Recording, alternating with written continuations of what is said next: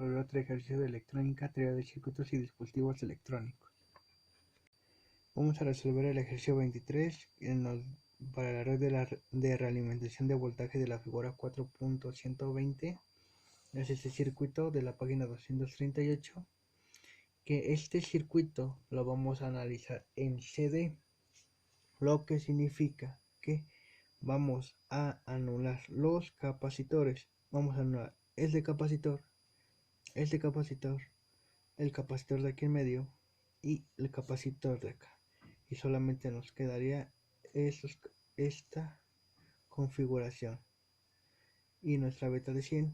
Los capacitores se eliminan todos, 1, 2, 3, los 4 capacitores se eliminan para el análisis en CD.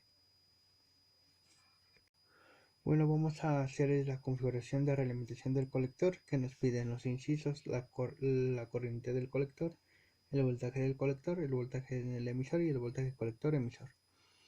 Como vimos hace un momento, se van a anular todos los capacitores que vemos aquí. Y ahora, como vemos, tenemos dos resistencias juntas, junto con el capacitor que anulamos. Cuando pasa esto en el análisis en CD, se dice que la resistencia de base, que la que está entrando por aquí, se tienen que sumar. La resistencia de base se tiene que sumar con la resistencia 1 más la resistencia R2.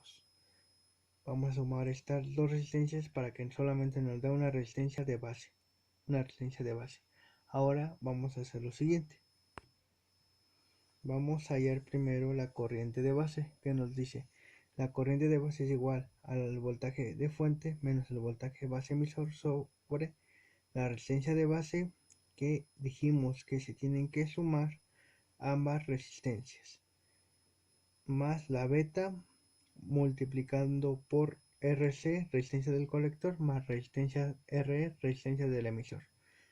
Tenemos una fuente de 30 voltios menos 0.7 volts por default, 470 kilo más 220 kilo los estamos sumando, más 100 de nuestra beta, multiplicando ahora 6.2 kilos más 1.5 kilo que estamos haciendo en esta parte de aquí, estos dos valores, estas dos resistencias. Ahora, al hacer esta operación y ya sumando ambas resistencias, nos da una corriente de base de 20.06 microamperes. Ahora vamos a analizar la corriente del colector, que nos dice: la corriente del colector es multiplicar nuestra beta por la corriente de base.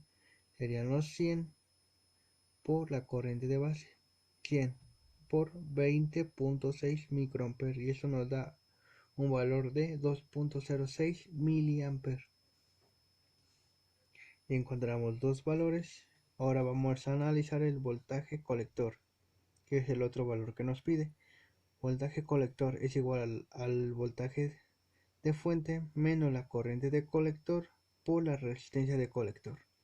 30 volt de fuente menos de fórmula, y en la corriente del colector nos dio 2.06 miliamperes, multiplicado ahora por la resistencia del colector, que nos dio, que por default viene de 6.2 kilo. Hacemos la operación y nos da un voltaje de colector de 17.22 volts.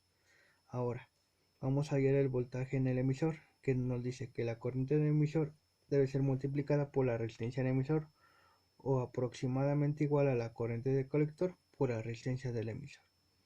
Bueno, tenemos el valor de la corriente del colector, 2.06, y la resistencia del emisor, 1.5 kilo. Hacemos la operación y nos da un voltaje de 3.09 volts. Ahora vamos a analizar el voltaje colector emisor.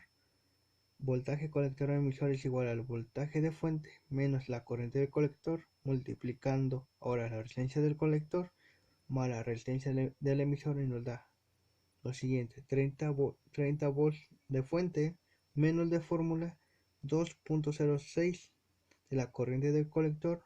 Ahora hay que multiplicar la resistencia del colector, 6.2 kiloohms más 1.5 kiloohms y nos da un voltaje de 14.138 volts, que ese sería nuestro voltaje colector emisor. Bueno, recordando que se anulan los capacitores porque es un análisis en CD, y recordemos que cuando tenemos dos resistencias como en esta parte se tienen que sumar. Bueno, este sería todo del ejercicio, espero les haya gustado, gracias.